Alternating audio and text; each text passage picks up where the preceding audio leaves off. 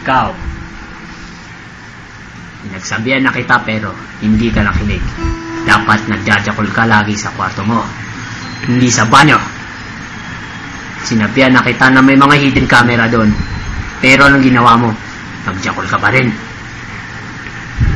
Kapapala mo, gago ka. Dapat sa'yo talaga. Teka, hayaan niyo po magsalita para sa kanya. Ang pagjajakol po ay parte po ng peging lalaki. Sinagsabi nun.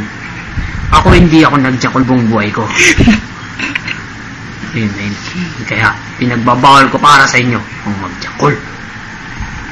Galit ako sa mga tao na. Kaya bakla ka siguro, no? Hindi ka nagjajakol? Hindi, dapat lagi tayo nagjajakol din. Yun ang paging lalaki.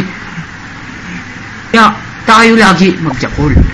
Pagkatas munod ng porn, gagawin natin yun. Teka, anong porn sinasabi mo? Nung panahon ko, hindi uso ang porn. Kaya, dyaryo ang aking trip. Yung mga celebrity. Kaya, hindi ako nakasanay ng jakol.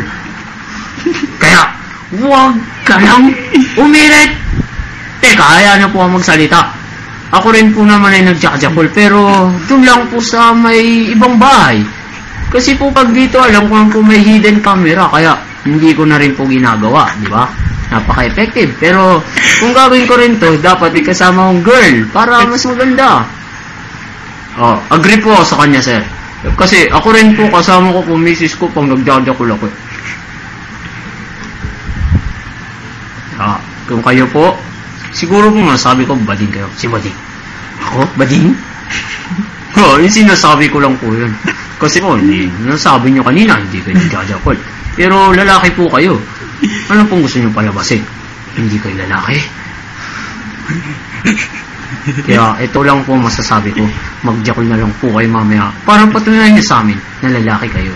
At makukuha rin namin kayo sa handicam. Kaya kung ako sa'yo, sir, jajakol na rin ako.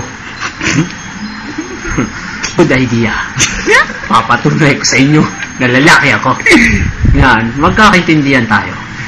Kaya, kasunduan natin yan. Mamaya, jajakol ka. Para patunay mo sa amin lahat na lalaki ka nga talaga. Patunay mo sa babae, nasa harap ko, na ikaw ang lalaki ng bahay.